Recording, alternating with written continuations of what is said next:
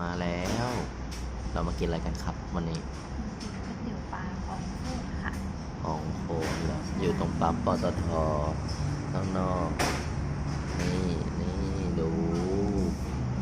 น่ากินมากบะหมี่ปลา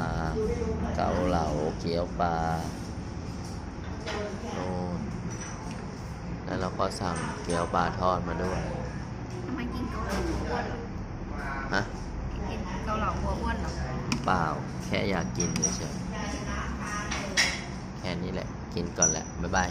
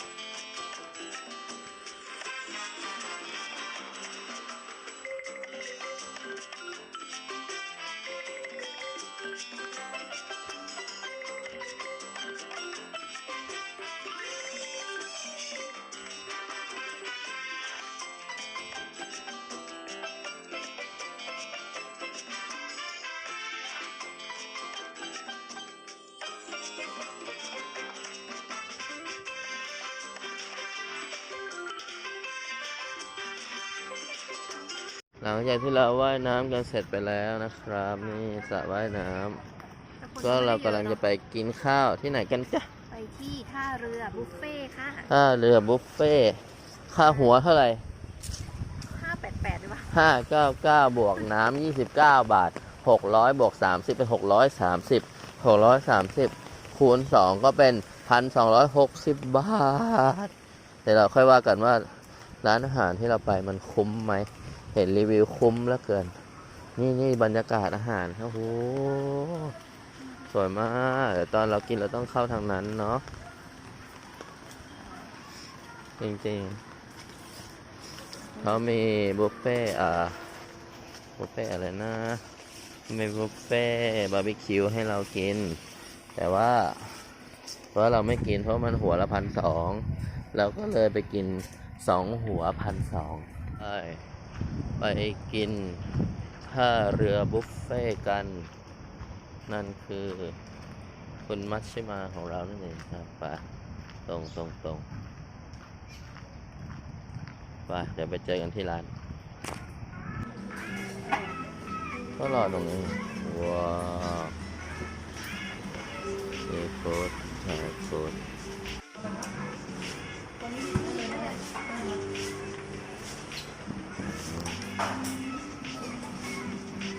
หมูยอทอดไก่ทอดแล้วแม่ด้วยว้าว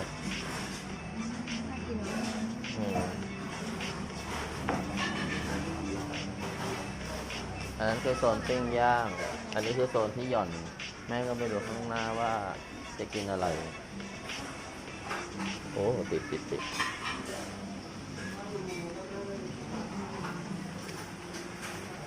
ว้าว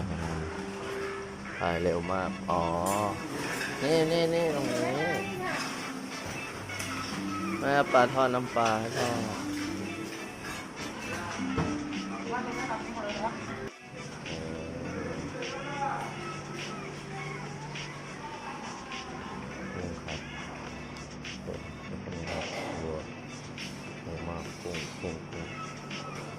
ข้าวโพด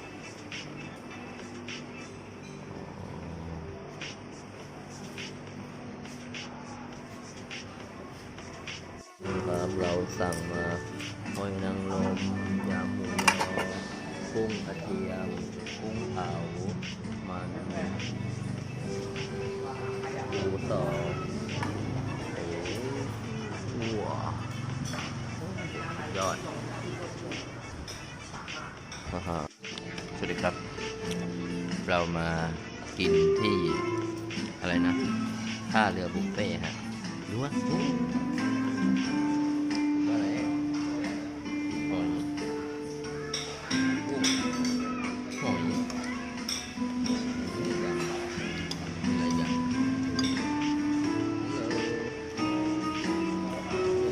ยำรสมาก อันไหนดี ยำรสที่สุด ยำดีมากต้องเอาปูมา ตัวข้าวผัดกุ้งนี่แหละปลาผงทอดน้ำปลามาเว้ยเกียร์ไปทีละอย่างคุ้มไหมเก๋มากแต่คนก็จะดูหลงเหลงนิดนึงใช่ของโอเคนะฮะ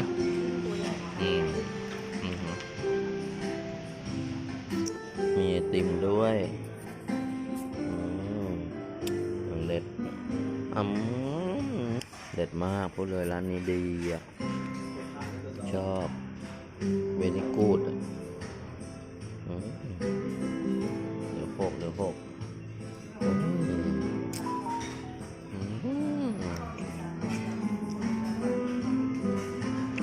น้องอ่ะไปแล้วหลบด้วยหลบ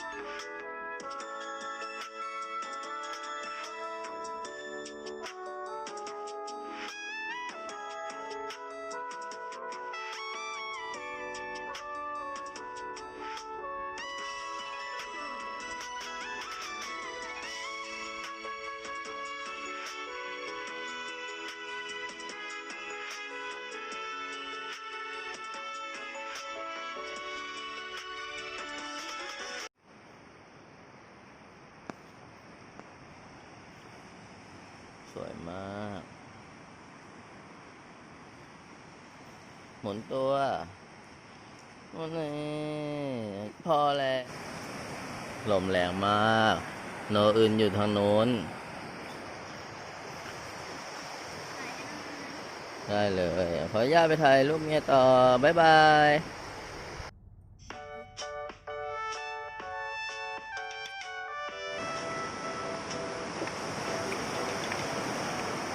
รองเท้าเราจะพังไหม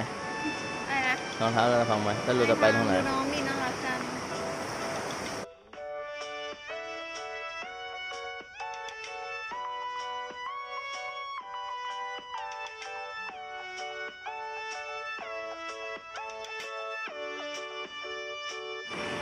นี่แน่นอนจริง 1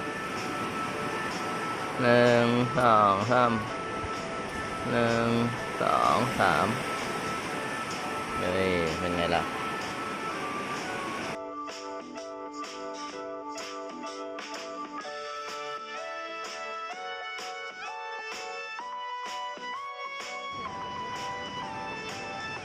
หมุน1 ทีครับ เดินไปบรรยากาศดีมาก